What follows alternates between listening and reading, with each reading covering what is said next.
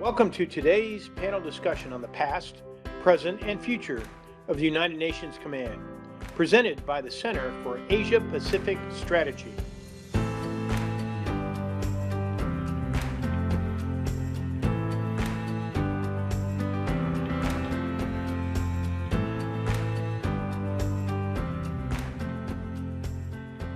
The UNC is an organization born during the Korean conflict and today is tasked as one of its many missions to monitor the armistice and to help maintain peace and stability on the Korean Peninsula.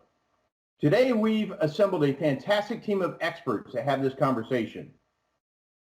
So let me begin by introducing our panel members today, and I will start with Ms. Hyun Kim, the founder of the Center for Asia-Pacific Strategy.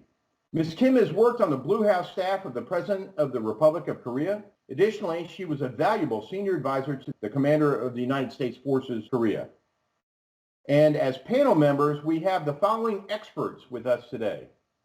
We have Brigadier Andrew Cliffe from the United Kingdom. He is a former Commonwealth Member of the United Nations Command Military Armistice Committee. We also have Major General retired Chang, a former senior member of the United Nations Command Military Armistice Committee. And we have Major General retired Urs Gerber from Switzerland, a former Swiss representative to the Neutral Nations Supervisory Commission, also known as the NNSC. So to start off, what I'd like to do is ask for opening comments from Ms. Hyun Kim. Thank you, General Hurley. Welcome to Center for Asia-Pacific Strategy's first roundtable discussion. The discussion today is about the United Nations Command, its past, present, and future role in the security of the Korean Peninsula. This conversation is intended to provide U.S. and Republic of Korea policymakers and also other member states of the UN Command to benefit from the experience of the foremost experts on the UN Command who we have here today. While the UN Command has been quietly carrying its peacekeeping mission on the Korean Peninsula for 7 decades, it is a sensitive topic of discussion, primarily due to the lack of understanding surrounding its presence, as well as the complex involvement of its international constituents. Today, as alliance and coalition partnerships continue to adapt to the evolving security challenges on the Korean Peninsula and across Northeast Asia, there continues to be ongoing discussions about what role the UN Command should play to ensure peace and stability in the region. I hope our first roundtable discussion about the UN Command will help efforts to find a constructive and collaborative way forward. Thank you.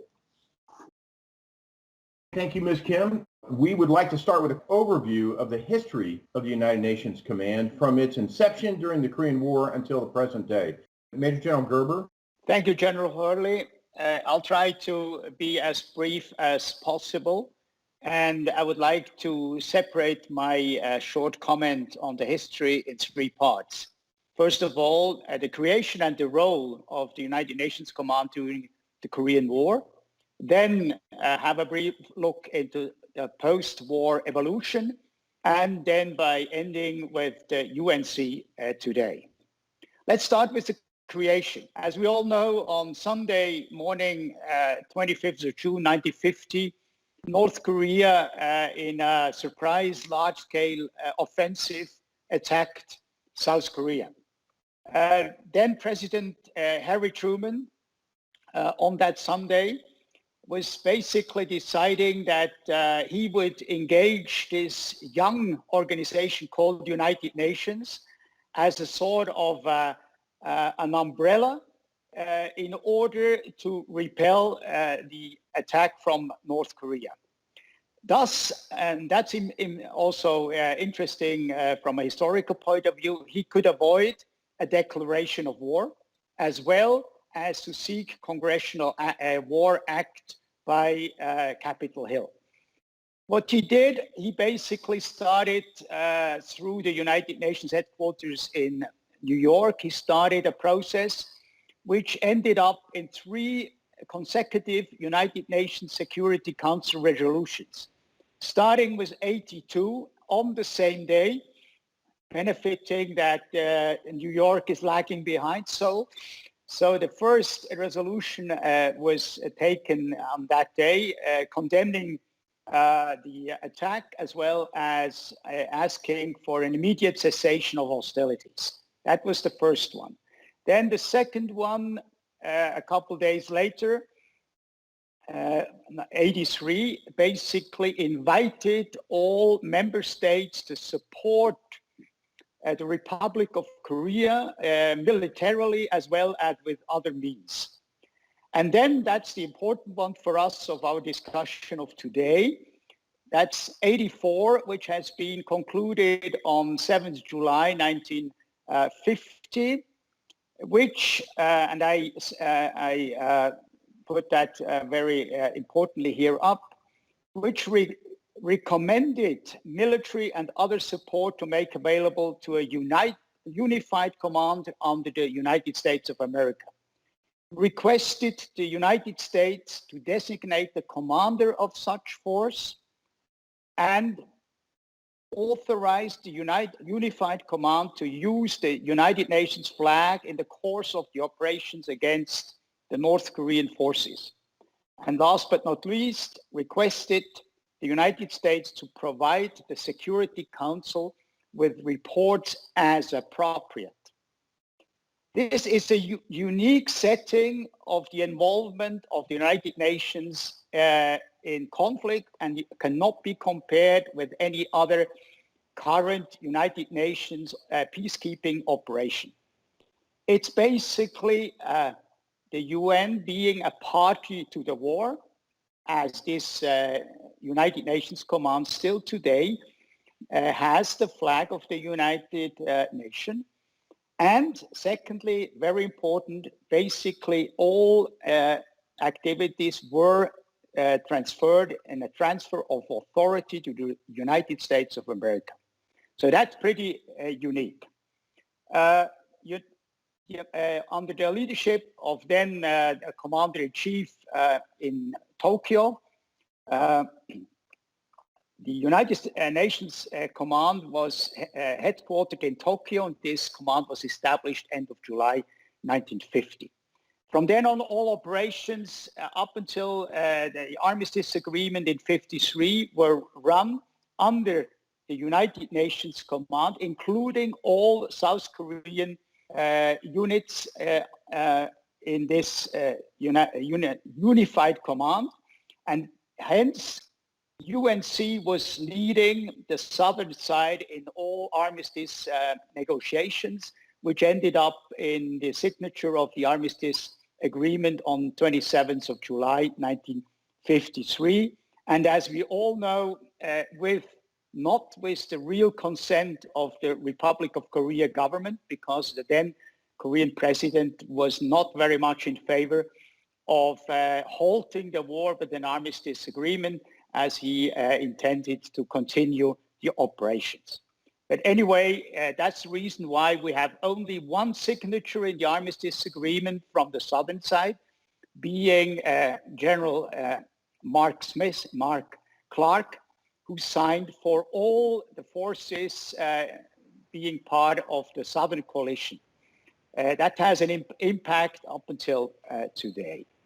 So basically, that was the sort of armistice. Let's go over in the transitional phase up until more or less today.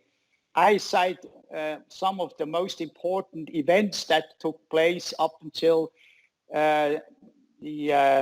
some years back.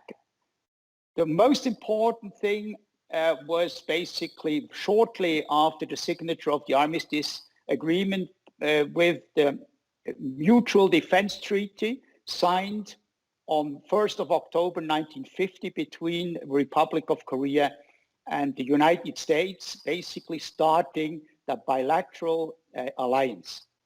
In 1957 only, headquarters of the United Nations Command was transferred to Seoul from Tokyo. And at the same time, the United States Forces Command was created. And with that by leaving Tokyo, UNC Rear headquarters then took his role, which it has still today, over the management and the operations of United Nations designated installations in Japan. 1978, with the creation of Combined Forces Command, basically the warfighting role of UNC so far was transformed and moved over to CFC, and the United Nations Command then from then on concentrated on what General Hurley already mentioned, that maintenance and the enforcement of the Armistice Agreement. In 1991, the first predecessor of General Chang took over the function of UNCMAC senior member, which was the first South Korean general officer in this position, which then has as an impact that the People's Liberation Army walked out of the Military Armistice Commission, and ever since there have not been any meeting on that level represented by both sides. Towards the end of the 20th century, some of the United Nations Command sending states brought back small liaison teams to the peninsula, hence signaling that that the importance that they attribute to UNC has increased. In March 2013, just to remember that has been the latest North Korean memorandum to the United Nations Security Council, an official document asking for the abolition of Resolution 84 and thus the dissolution of United Nations Command. In 2015, then Commander General Scaparotti started the UNC revitalization process, which has had an impact with internationalizing command staff, separating staff positions from CFC and USFK, and I experienced that myself with significant sending states participation in the large-scale exercising Key Resolve Fall Eagle in spring and Alchi Freedom Guardian exercises in autumn.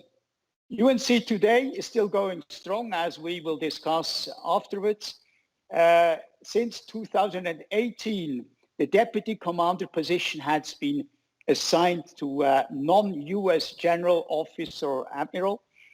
And since 2018, the same year, headquarters moved from Yongsan Base to Camp Humphreys in the Pyeongtaek area. That's all what I would like to mention on history. Back to you, General Hurley. Thank you, sir. I appreciate that wonderful overview. The first two questions will be directed to Major General Chang. First, sir, congratulations on the publication of your book. And the book is titled, Let Us Start to Discuss the UNC Again. Would you share with us your motivation for writing about the United Nations Command? Thank you for the question.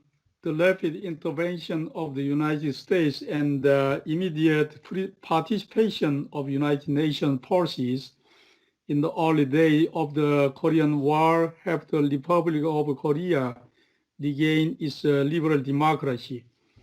For the past 67 years, the UNC has been driving the growth of the Republic of Korea by contributing to peace and stability on the Korean Peninsula.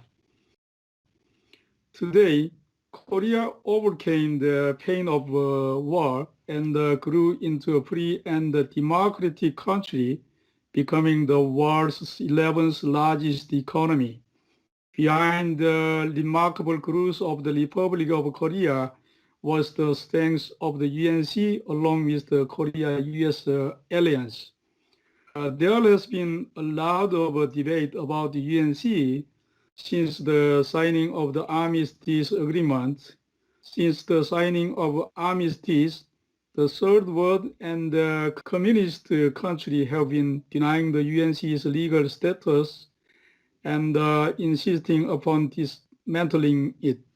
From the early 1990s, North Korea also began to neutralize the UNC by dismantling its Neutral Relations Supervisory Committee.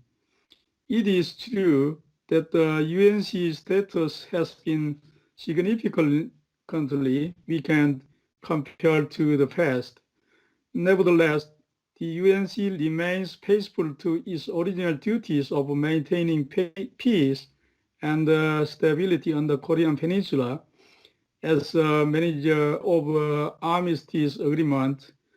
Also, the UNC is still force provider preparing for recurrence of war on the Korean Peninsula. Unfortunately, there has been some negative perception of the UNC in Korea recently.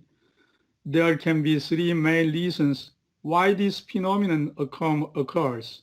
First, as about 70 years have passed since the Korean War, the UNC's presence is gradually being forgotten along with the memories of war in the minds of Korean people. Most of a generation who experienced the war have died, and the security indifference of the post-war generation has increased. Second, the confidence gained by Korea's national and economic growth is expressed as a desire for independence of self-defense. Third, the current government's political attempts to pursue a peace process on the Korean Peninsula in conjunction with the ongoing denuclearization negotiations of North Korea and the people's hasty expectation for peaceful reunification have all impacted on their perceptions of UNC. Most seriously, Korean leaders are overlooking the strategic values of the UNC. Recently, a South Korean politician made a statement denying the legal status of UNC, and there have been claims that the UNC could be dismantled in return for the declaration of the end of the war and signing a peace treaty on the Korean Peninsula. Many Korean military officials lack of deep understanding of UNC. For this reason, the Korean people are not even getting a chance to know the importance or strategic value of UNC. And I worked as a senior member of the UNC Military Armistice Committee in 2015. I fully saw and recognized how much the UNC contributes to peace and stability on the Korean Peninsula. In particular, I visited the UNC Rear bases in Japan to see the potential strategic value of UNC with my own eyes. UNC is not a huge monster staying on the Korean Peninsula for the strategic interest of the United States, but the valuable national strategic asset of the Republic of Korea that is essential for peace and stability on the Korean Peninsula. Honestly, I want to let our people know these truths. I published a book to remind the Korean national leadership, the Korean military, and our Korean people of the past and present UNC, and to recognize how Korea will use the UNC in the upcoming future. I wanted to dispel the misunderstanding and prejudice of the Korean about the UNC ahead of a transition of a wartime operational control. I wanted to let you know how important the UNC is to maintaining peace and stability on the Korean Peninsula. And I wanted to let Korean national leaders know how the UNC can contribute to Korea's defense in the future as the security situation on the Korean Peninsula evolves.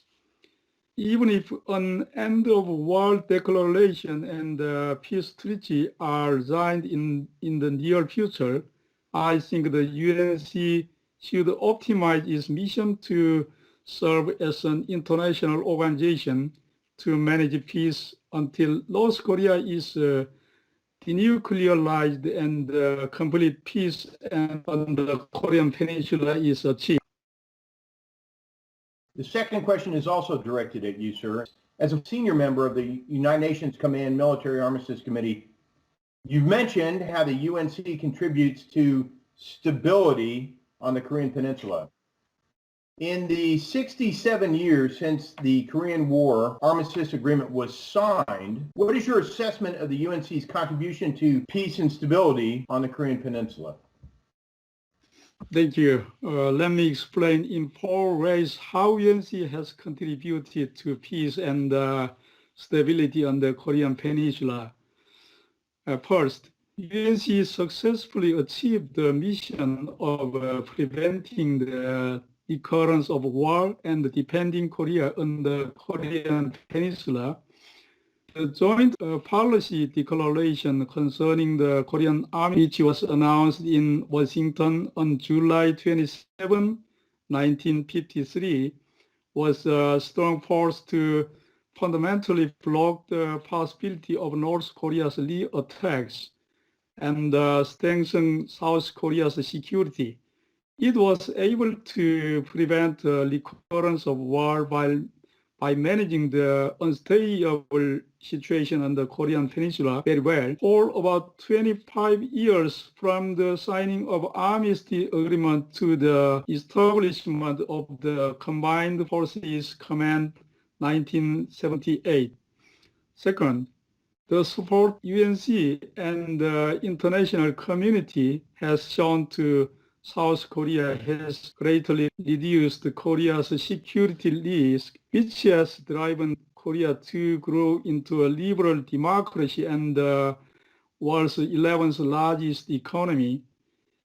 Without the strong Korea-US alliance and the unwavering support and dedication of UNC member states, we could not expect to see Korea as well developed as it is today.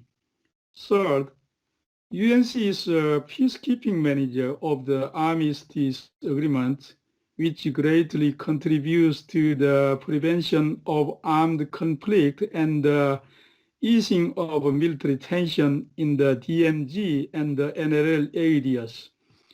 Whenever there was a violation of the Armistice Agreement or limited armed conflict, the UNC has been able to ease the crisis early by immediately conducting an on-site investigation and opening dialogue channels with North Korea.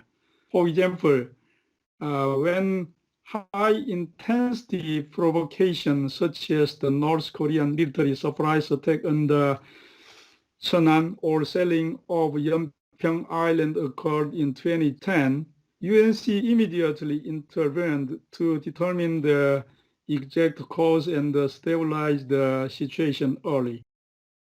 Fourth, UNC's force provider function in case of recurrence of war on the Korean Peninsula has become an important means of suppressing war on the Korean Peninsula. As you know, Korea is located in a very disadvantageous geographical. South Korea is currently facing a war like North Korea. The South does not recognize it internationally, but North Korea already has a nuclear weapon. In addition, Korea is located at the end of Northeast Asia, close to China and Russia, which are military powers. In my opinion, North Korea and China are demanding the dismantlement of the UNC for different reasons. North Korea thinks the UNC is interfering with unification. Above all, North Korea is most afraid of the force provider function that UNC will perform in wartime. China believes that the power and the assets of the UNC Rear bases are blocking her from entering the Pacific Ocean. If the UNC is disbanded, The real bases of UNC in Japan will be closed within 90 days. If that happens, South Korea will no longer be able to expect the power provided by the sending states, and the adoption of a new UN Security Council resolution to send multinational forces to South Korea will never pass as long as permanent members of China and Russia oppose it. For this reason alone, the UNC is a valuable contributor to peace and stability on the Korean Peninsula. In other words, UNC is an indispensable national strategic asset for peace on the Korean Peninsula and defense of Korea in both peace and war. As it has been so far, I hope the UNC to remain under and support the Republic of Korea until permanent peace is established. Thank you. We'll turn to Brigadier Andrew Cliffe. To you, sir, as a former Commonwealth member of the United Nations Command Military Armistice Committee, you, sir, have a unique insight into the mission and organization of the United Nations Command. In your opinion, what is a realistic and pragmatic role for the UNC to promote peace and stability on the Korean Peninsula now and in the future? Well, Paul, thank you very much indeed. What a great question. What is the UNC's role now and in the future in the Korean Peninsula? I'd like to try and answer that in sort of three parts, or describe three roles that I believe the UNC performs now and could continue to perform in the future. And those three roles effectively are transparency, crisis management, and deterrence. And my intention really is just to tease out each of those roles. So if we take the first one, and as many of our listeners and viewers will recognize, that the Korean Peninsula is frequently subjected to shocks or crises. And these cause uncertainty and they cause anxiety, both among populations on the peninsula and in the region, and in governments on the peninsula, in the region, and indeed globally. And examples of those include the shelling of Yeonpyeong-do Island, the sinking of the Chonan corvette, nuclear tests, DMZ incursions, and missile launches. And certainly I believe that the first UNC role is to assist in the effective exchange of information, to allow all parties to have a better understanding as to what has happened. Because crisis, as many of us will reflect upon, create confusion and they create conflicting reports. And it's difficult to understand in the immediate aftermath or the heat of a crisis quite what is going on. Indeed, General Scaparotti, who's already been mentioned once by General Gerber, had a great quote about crisis, and that was, never believe the first report, because inevitably it's generated in the heat of a moment, and actually one needs to pause and consider and work hard to triangulate the truth from the multiple conflicting sources. So good information reduces uncertainty and it helps with good decisions. And that's one of the things that will get us out of a crisis. So first role, transparency. Second role, I would suggest, Paul, is around crisis management. And you can see how these roles are very much linked. So crisis management, providing an effective means of responding to a crisis. And I think the UNC does this very well. It provides that mechanism or that forum to bring various parties together. It allows the gelling of a variety of international perspectives, the understanding from a range of viewpoints, and helping to ensure that any subsequent decisions are not blindsided by actions or activities that have not been identified. So it's bringing together multiple perspectives. That gives good decisions. It harnesses the diversity of the membership and its experience. And then the UNC can help align and coordinate the actions and the responses to the crisis. So rapid, decisive action based on good information generally is a recipe towards helping stabilize a crisis. So I think that's an important second role for the UNC. And then I suppose if we wrap those two together, the final role is perhaps one of deterrence. Transparency will highlight bad behavior on the part of a protagonist.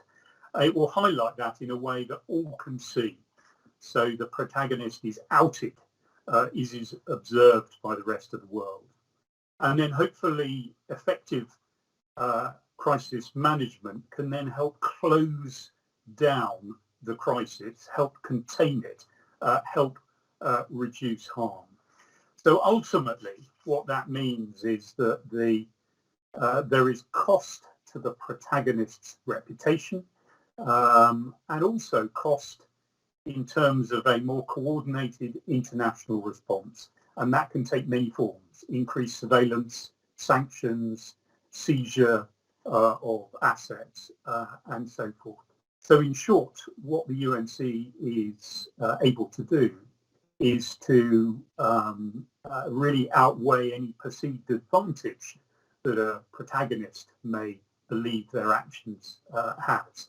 So in that way, deterring any future actions, or certainly deterring the relative number of them. And of course, ultimately, one could show that the UNC is there to present a military response should that be necessary. But clearly the aim of crisis response initially is to try and contain the situation. But there is the ultimate deterrence that could be deployed. So, Paul, I hope that's tried to answer the question and pick up on some of the themes that our other presenters have already covered. But three roles: transparency, crisis management, and deterrence. And I think those roles are as valid now as they have been in the last 60 years, and certainly for the moment, given the circumstances in the region, are valid in the future. Thank you. For the next question, we're going to turn to Major General Gerber.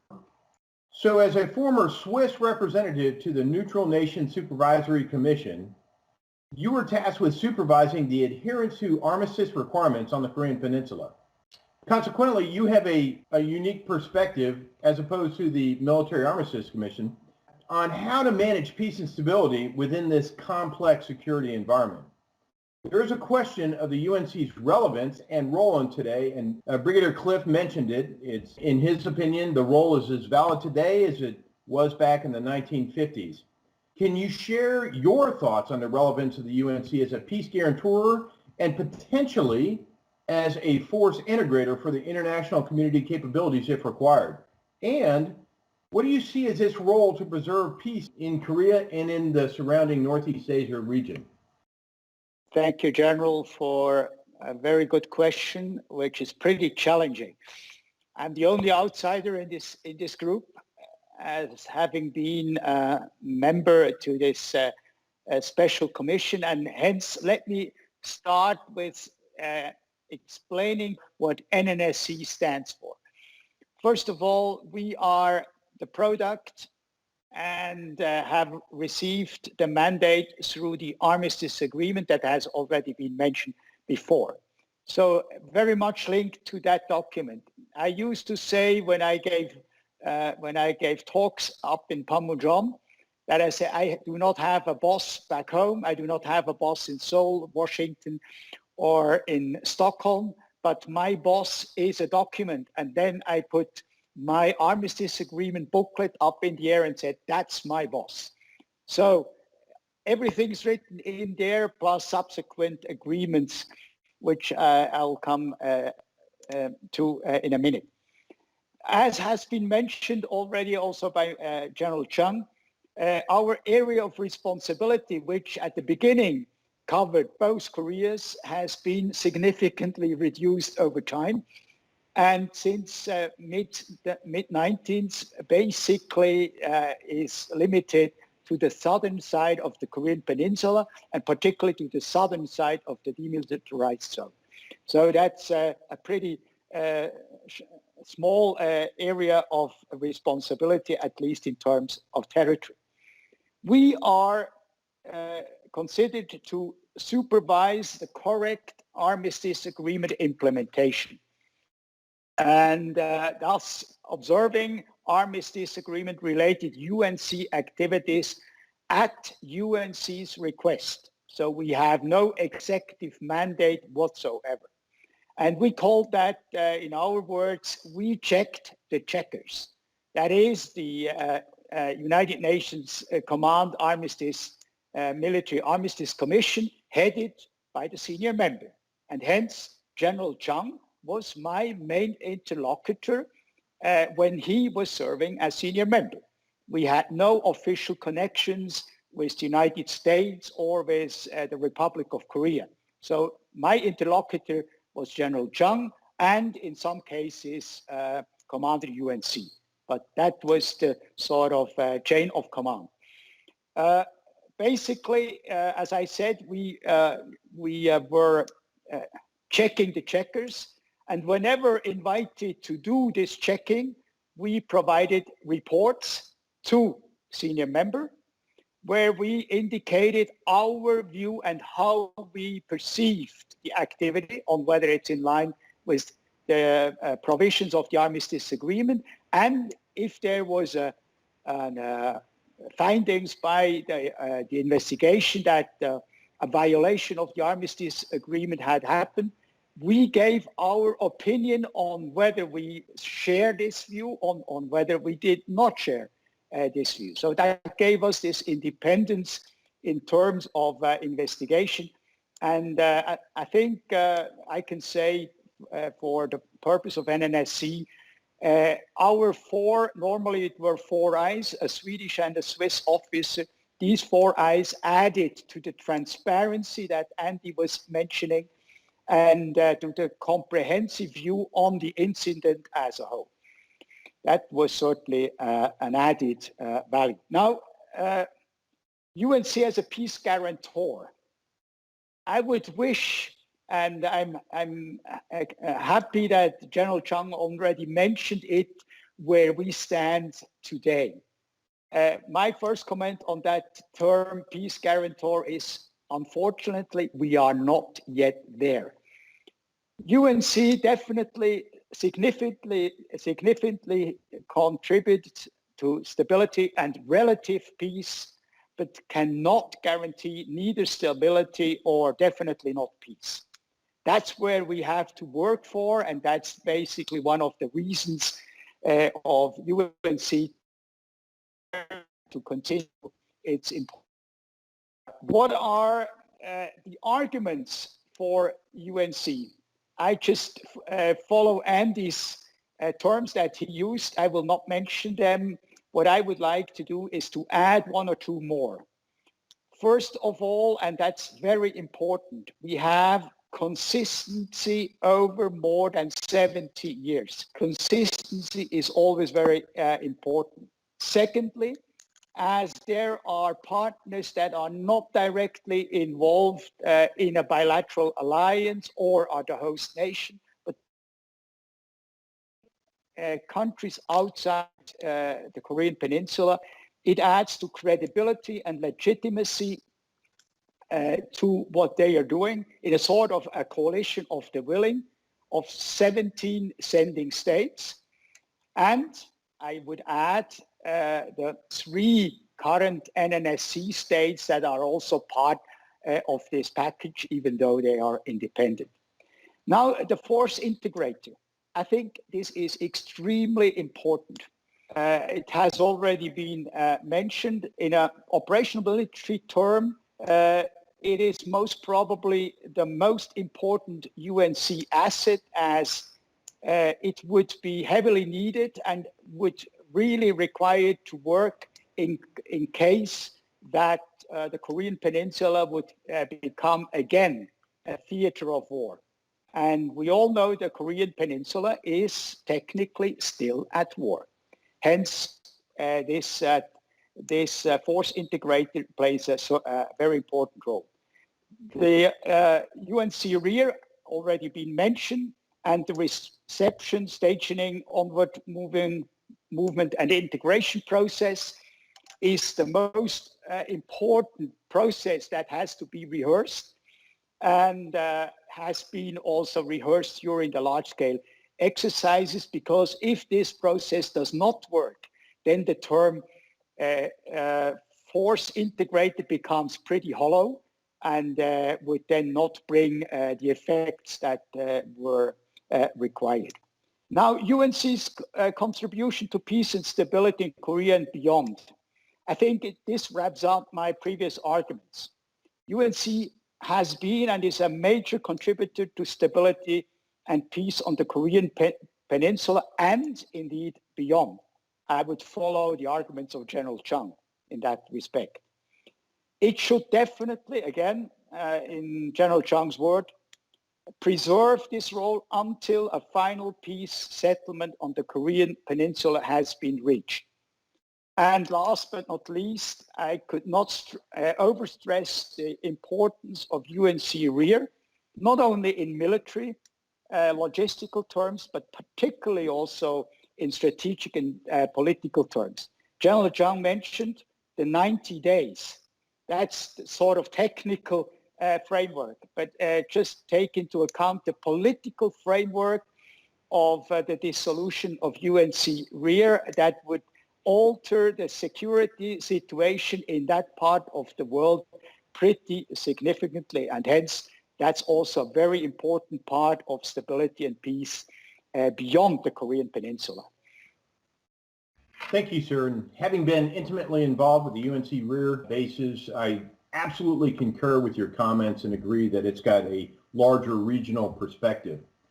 So General Jung, we've heard the UNC perspective, we've heard the NNSC perspective, and the sending state perspective as well. And so now it's time to get the Korean government and the Korean people perspective.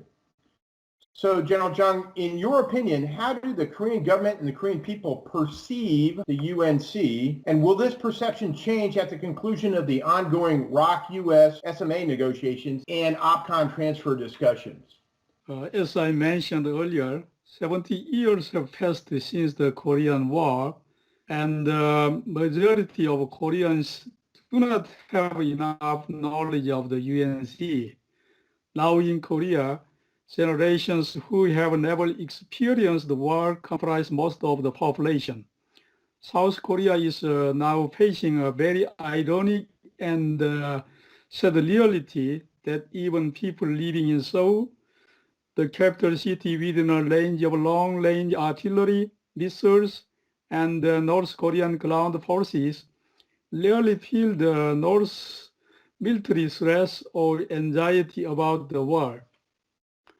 To start with the conclusion of the question, only a small percentage of people in Korea have negative views on the UNC. With less interest in the UNC, Korean people are still very friendly toward it. Most Koreans are very grateful of the UNC as it saved the Republic of Korea in times of hardship. However, it is a small proportion of the progressive forces that are the problem. They are denying or disparaging UNC's international legal status. They believe the UNC is a stumbling block to the unification of the Korean Peninsula and insist on dismantling it quickly. These progressive groups are largely imitating North Korea's claims and are systematically working to spread anti-American sentiment in South Korea. They are looking exclusively at the UNC in conjunction with the Korea-US alliance. Prior to the current administration, the Korean government's official position on the UNC was always favorable and positively evaluated its role. But with the administration of Moon Jae-in, as never before, we view the UNC in quite a different perspective. I am very concerned about this situation. This is because dismantling the UNC simply based on political judgment, not from a security perspective, could have a very dangerous consequence for Korea's defense. As we note, there have been many peace agreements in history, but we know that the peace treaty itself has never guaranteed complete peace. A case in point is the Paris Peace Agreement. The United States signed the peace treaty with North Vietnam and withdrew U.S. troops from South Vietnam.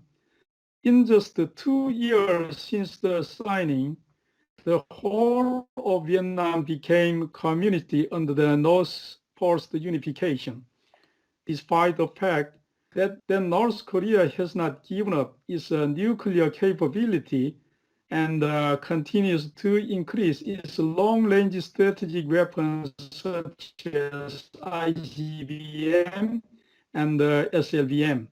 South Korea's security will never be guaranteed if the UNC is dismantled in exchange for peace treaty. Therefore, I urge both South Korea and the US not to hastily agree to the declaration of the end of the war and the signing of a peace treaty as long as North Korea's military threats persist, and not to engage in discussions on the dismantlement of UNC. I suggest 2 things. First, we need to make sure that neighboring countries are aware of the net function of UNC, which is contributing to peace and stability on the Korean Peninsula. Second, South Korea and the US should block any pretext for escalating anti-US sentiment in South Korea through candid, frank talks and negotiation of con transfer, no denuclearization issue, or signing of an end of a war declaration or peace treaty. Thank you. General Jung alluded to concerns over the potential legal status of the United Nations Command, which potentially could lead to a dismantling of that command. So I'd like to direct the next question to Brigadier Cliffe of the United Nations Command. There have been questions about the UNC's legal status. As a former Commonwealth member of the United Nations Command Military Armistice Committee, please give us your thoughts on what you think the UNC's international legitimacy is and how the UNC contributes to the wider security of Northeast Asia. Thank you very much indeed for the question. Perhaps before I answer that, you'd allow me to make a couple of comments about 2 of the previous answers we've had to your questions. In particular, if I could say in terms of General Urs's comment about the UNC's role, I'd agree with him when he raised the issue of experience being an important determinant as to any future role of the UNC, and he's absolutely right. The UNC over the years, whether through real scenarios and situations, the sort of crises I talked about, or whether through exercises and joint working, has developed a sort of muscle memory to allow it to effectively respond. So I think that experience really lends to its credibility going forward. That would be my first comment. My second comment really to General Chang's discussion about the danger of forgetting history and the fact that it is a long time since the Korean War. I mean, thank goodness, time does heal. But at the same time, we must remember our history, even if it happened in previous generations, because I think the one thing that history teaches us is that peace cannot be taken for granted and has to be worked at. And so to those people who may suggest the UNC no longer has a role because peace has broken out, they would do well to reflect on the history as well as the energy that any relationship between nations, between groups of people, indeed between individuals requires.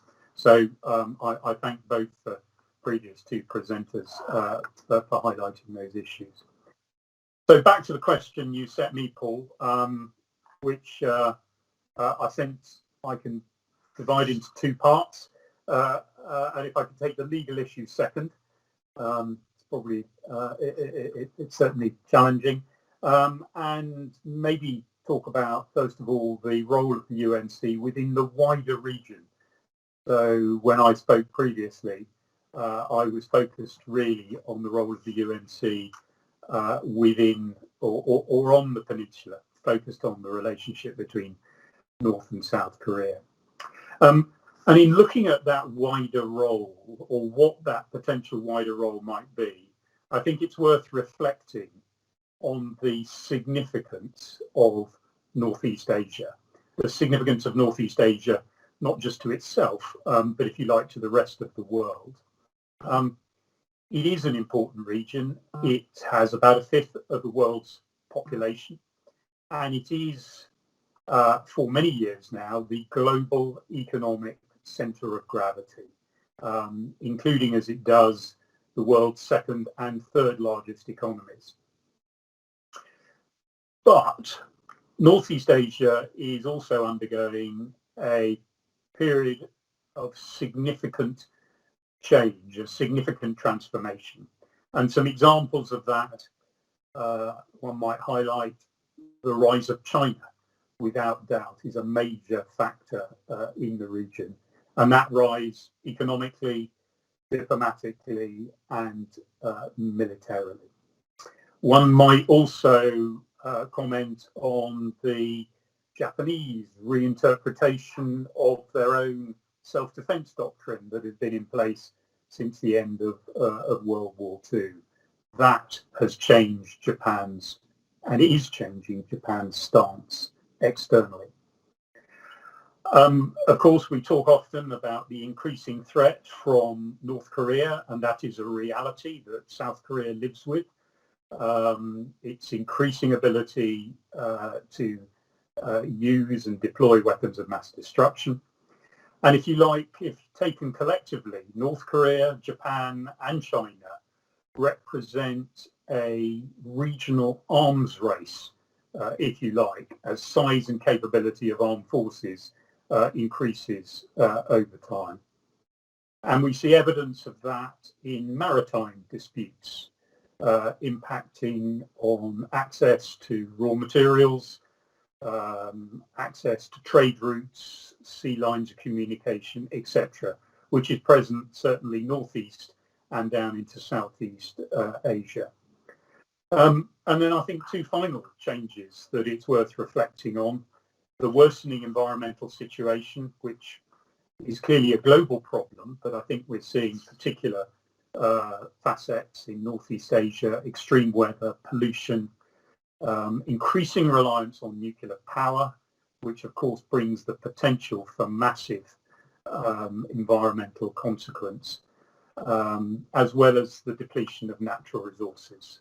And then finally, a comment on the peoples as this shift towards urbanization and the changing demographics, aging, etc. of the population. So I suppose in summary, this is an important region, but it has significant tensions. And often we hear about the warm economic relationship between countries in the region, but we also at the same time hear about the diplomatic and politically cool relations between countries. So it's an interesting, at the same time, quite tense situation. So turning back to your question and the sort of role of the United Nations Command, I think it's worth reflecting that Northeast Asia has few effective multilateral forums. I think ASEAN++ is about the closest we get. And it seems that the majority of relationships between countries in the region are managed bilaterally, one-to-one. And whilst bilateral relationships have pros, have advantages, they also have disadvantages. And they do tend, in many circumstances, to favour the stronger partner. Whereas if one reflects on multinational relationships, they do, whilst they probably move at a slightly slower pace, generate collective positions which are, on the one hand, more transparent, but they're also better balanced, and they tend to be enduring. So I think there is something there around bilateral, multilateral in terms of a future UNC role. And I think if one looks at geography and one sees that the Korean Peninsula sits at the heart of Northeast Asia, sits between China and Japan, between China, Russia and Japan indeed, countries themselves that have a long-standing history of confrontation. One can see that events happening on the Korean Peninsula, the crisis that we talked about previously, are likely to have an impact beyond the peninsula and into the region, and indeed vice versa. What is going on within the region can impact on the peninsula. And so coming to the, I suppose, the thrust of the answer, coming back to the UNC is a uniquely placed multilateral organization in a strategically important region. And the very transparency, crisis management and deterrent roles could act as a significant stabilizing influence in the region. Could, I stress, I think there's much that would need to be accepted by other parties before that could be made to happen. But if you like, the core, the kernel, the acorn, the seed is there. Now, I left the most difficult question till last, which is the legal basis, and recognising that I am no legal expert, and that there are certainly multiple perspectives about the legality of the United Nations Command. And I think I could summarise as one view is that there's a lack of peace agreement, which means that the UN security resolutions that General Gerber described earlier, 82 and beyond, are still extant, and therefore the United Nations Command is legally still in play. That would be one view. Of course, the counter view is that the United Nations Command is an anomaly. It was formed before UN security resolutions were lifed. The Korean War is over, notwithstanding there's no peace agreement, there's an armistice, and therefore the UNC is no longer relevant. So there will inevitably be others who are better placed to argue the legal technicalities. But maybe what matters isn't so much the legal technicalities as more the practical and moral dimensions. If you like, the UNC represents a coalition of willing partners, nations who have invested blood and treasure, for those of you who are familiar with that term, and indeed invested it on the peninsula. Nations who recognise that peace is not guaranteed and are therefore prepared to actively promote it.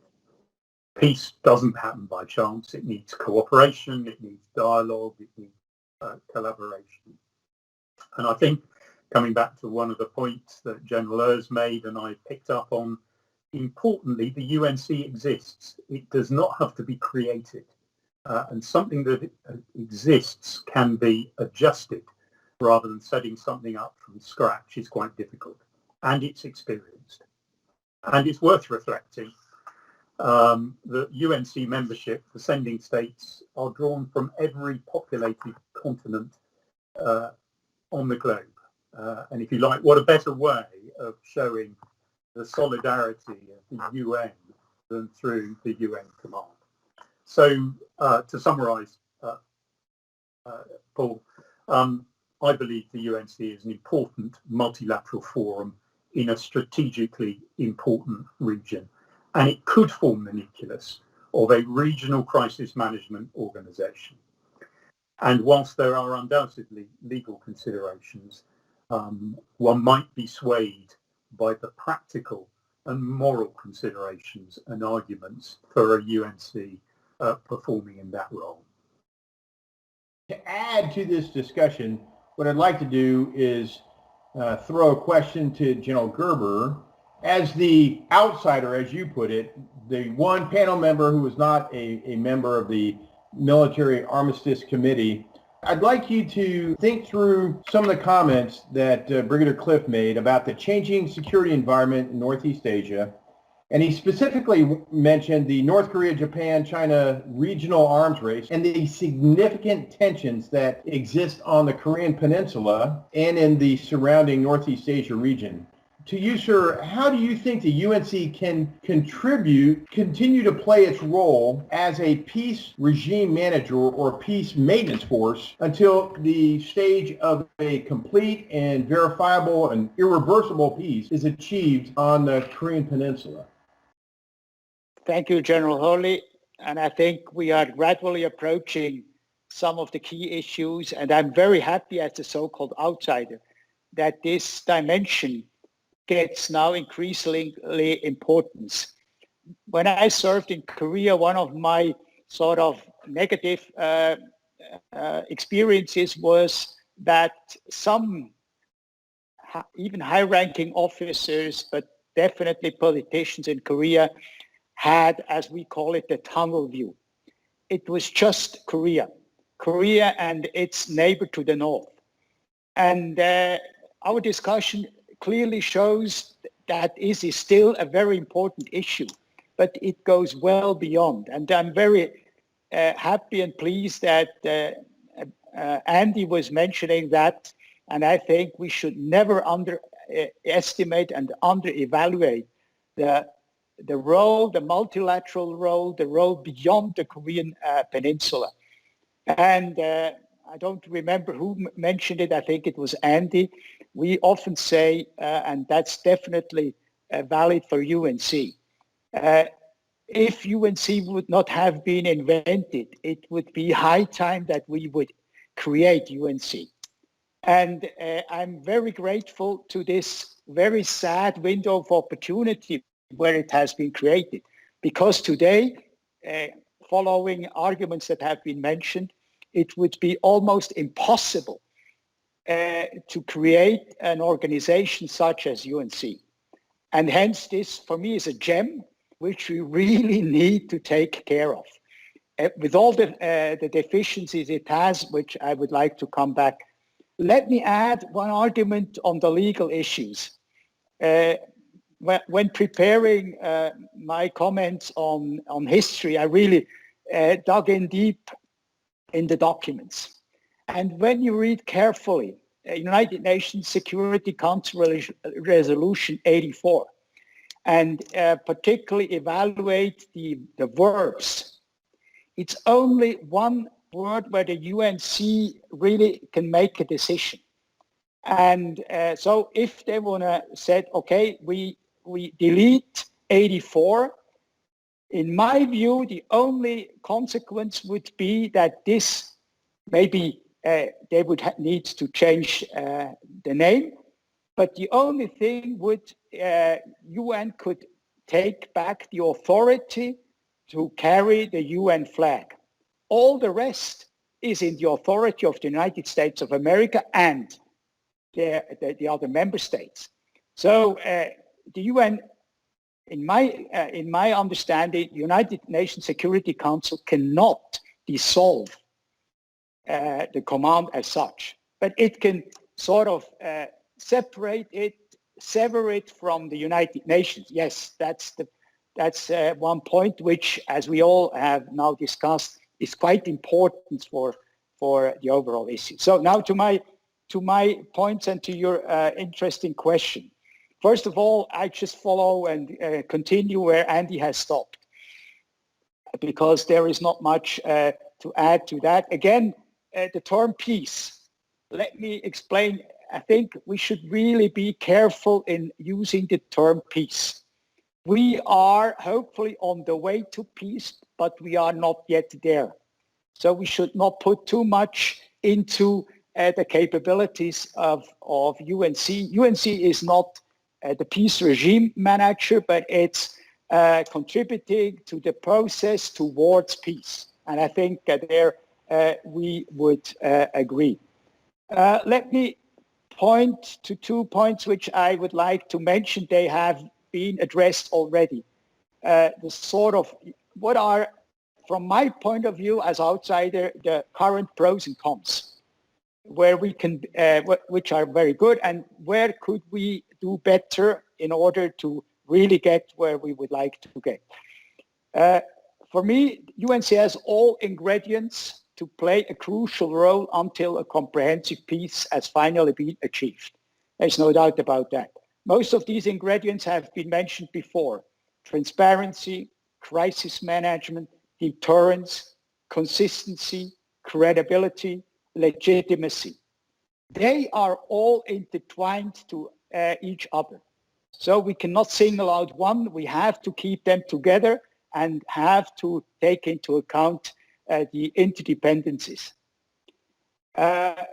Particularly, General Chang was mentioning some points of crisis management.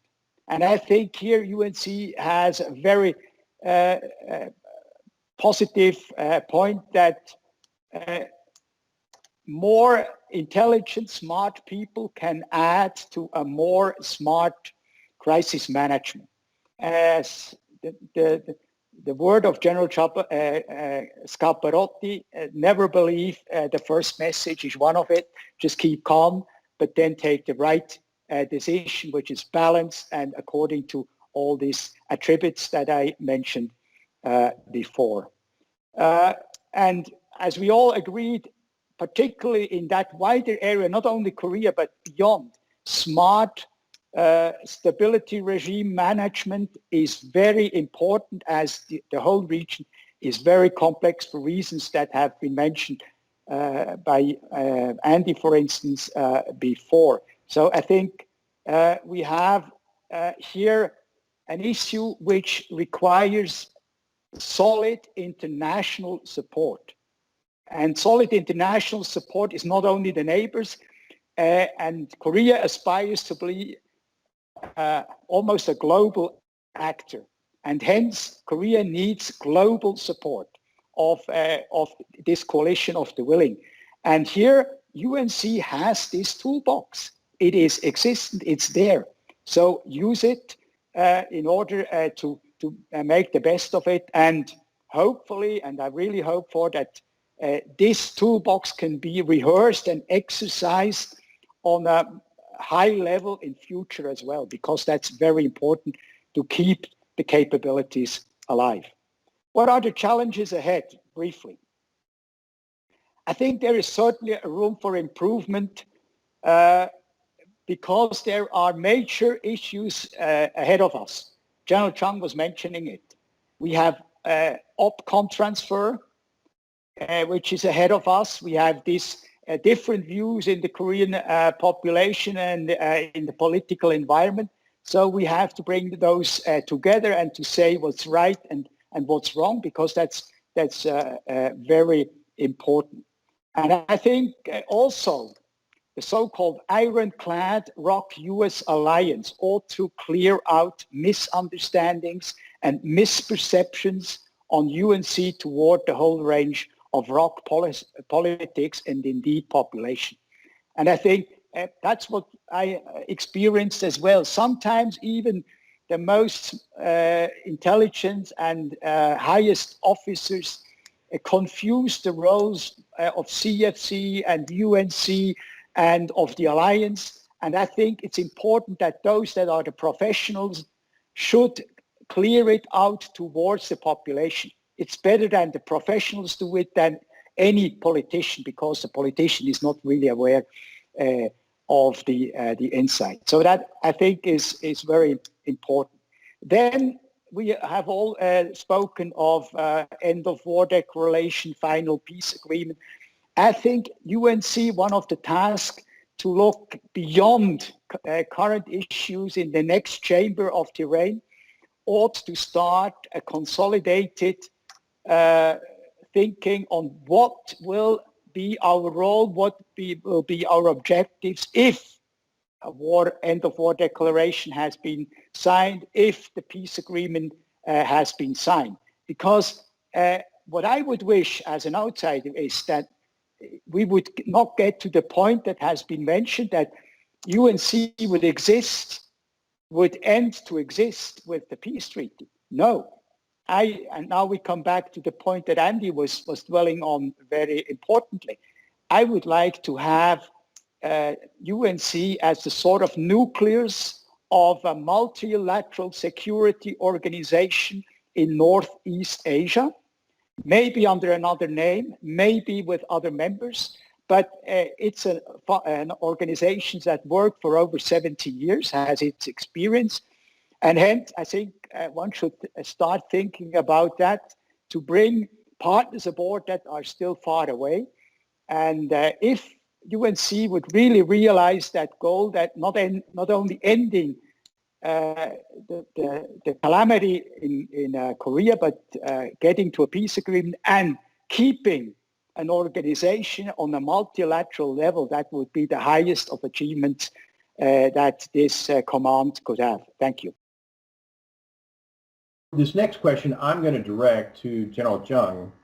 We've heard some provocative thoughts on the relevancy and potential reworking of the role and structure of the United Nations Command today during the course of our discussion. And you, sir, you've suggested in your book that perhaps the ROK leadership should consider an internal working group between the United Nations Command, the ROK MND, and JCS to explore the United Nations Command transformation, if you will. And this working group would be similar to the ongoing UNC MND consultations, but would formalize this process at a higher level. Can you share with us any of your final thoughts as to why you believe that this working group is essential to meeting the security and stability requirements of the evolving political and military landscape on the Korean Peninsula? General Hurley, thank you for a great question. The U.S. has been revitalizing UNC's capability since 2006 when it agreed to transfer its OFCOM to Korea. That was the beginning of what we call UNC revitalization. Of course, the US and UNC asked the South Korean Ministry of National Defense to discuss the issue of UNC vitalization together, but South did not take it seriously. This passive response in Korea has consequently provided the cause of the independent UNC revitalization by the United States. Only recently, as the transition to wartime operational control has become imminent, the South Korean military has become aware of several important issues that could escalate into conflict between South Korea and the U.S. and now has doubt about UNC revitalization.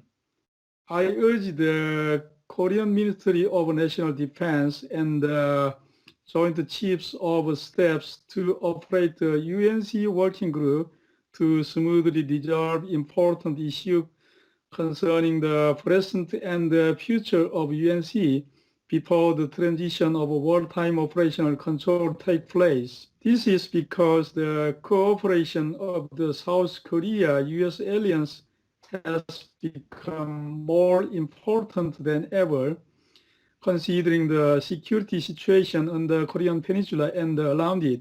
First, the Korea-US alliance is about to change its wartime operational control.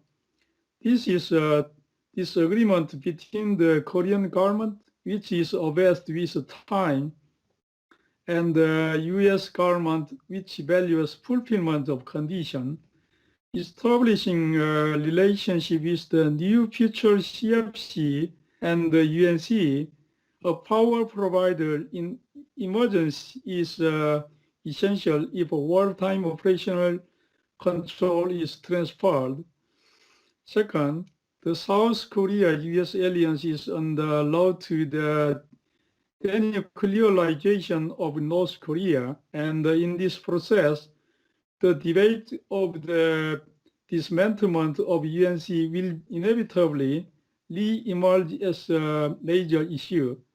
As such, the UNC has an inseparable relationship with important issues surrounding the Korean Peninsula, so it will face numerous challenges in the future.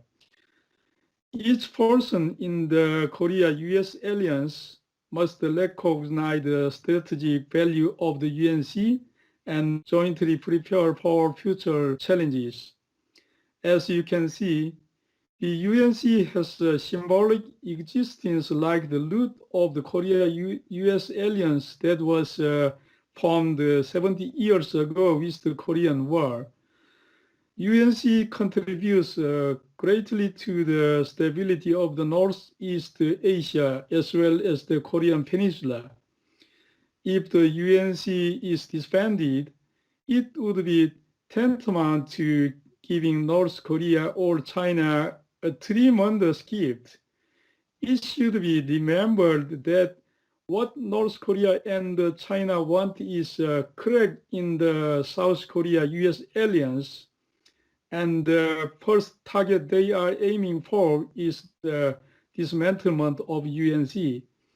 Therefore, Korea and the US should be operate a working group to resolve the issue of UNC only through serious negotiations so that it does not escalate into the bigger conflict. The Korea-US alliance will be able to resolve unnecessary doubts and misunderstanding caused by the UNC early through the working group, and can strengthen the Korea-US alliance. When the South Korea-US alliance widely resolves common issues in a mature manner, it will give to the liberal democratic camps around the world. Thank you.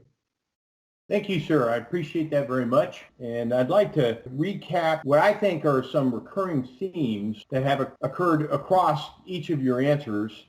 I'll present those themes and then I'll ask you for any closing thoughts that you might have.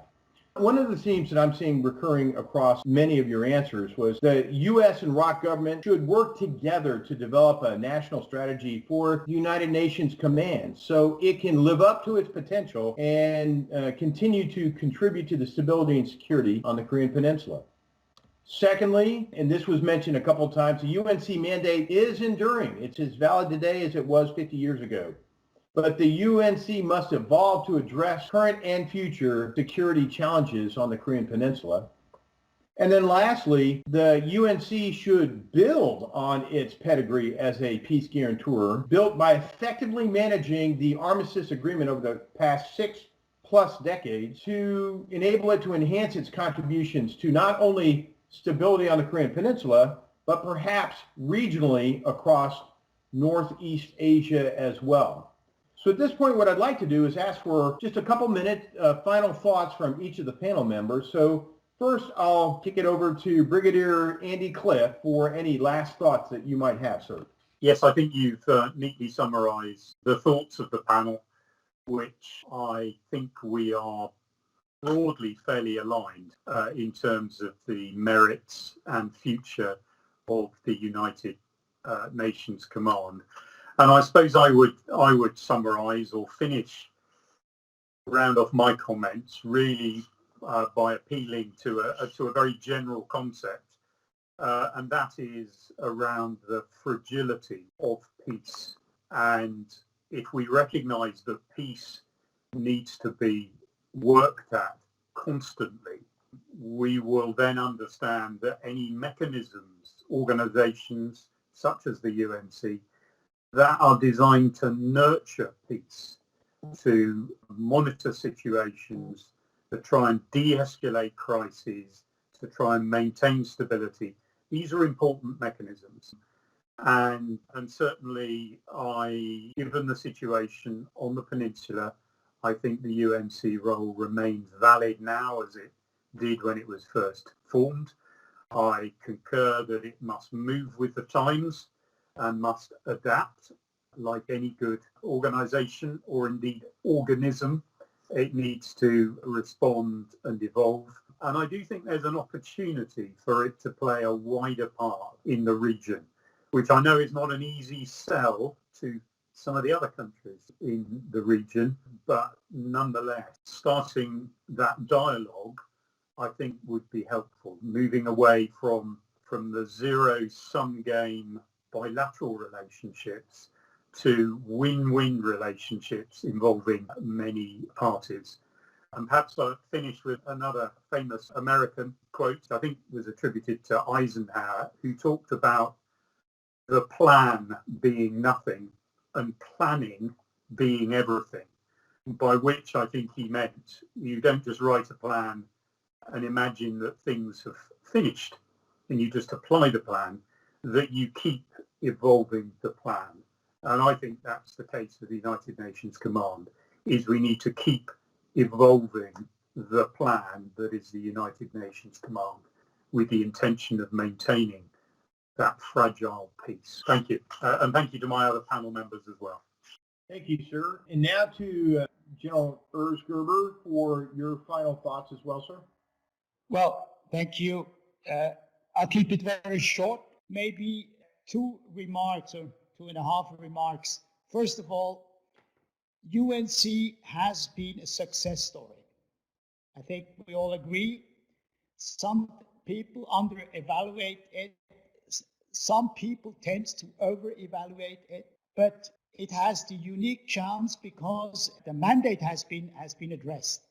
The mandate is only, in quotation mark, to enforce at the end of the combat operations, is to enforce and to maintain the armistice agreement. There is no other official political mandate. So you can evolve into other fields given the consent of all those that are affected. Hence, my suggestion is, as has been discussed by all of us, to look areas where we can not extend negatively, but to give that unique set of opportunities and toolboxes, to give them further elements to bring peace and stability on the Korean Peninsula and beyond.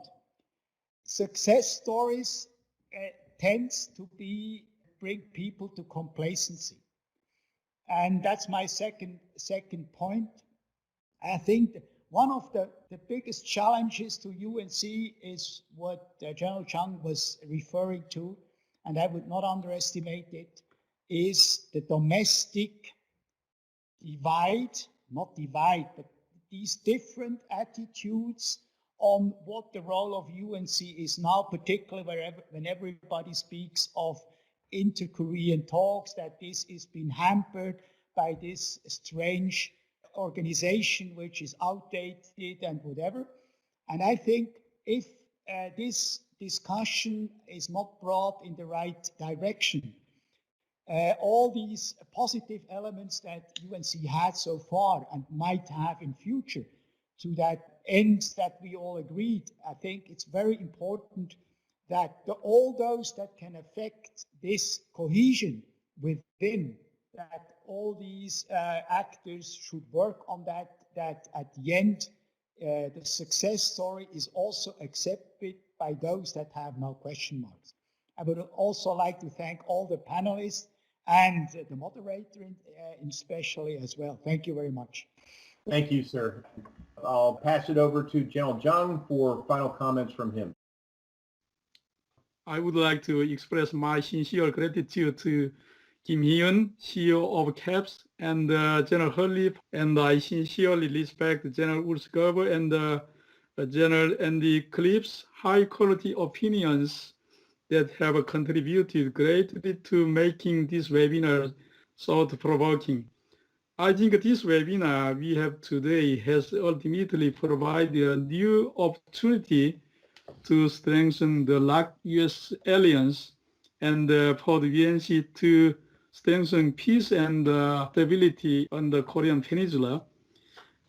Turning time for the launch of a new administration, I hope it will become important and feasible policy advice for the Biden government. Thank you very much. Thank you, sir. The goal of today's discussion was to shed light on a subject that has had minimal exposure within governments, the military, and the public. What each panelist presented is what we at the Center for Asia Pacific Strategy consider a highly valuable analysis from direct, first-hand experience. So I'd like to express a very warm thanks to our panel members for their exceptional perspective and insight into this topic.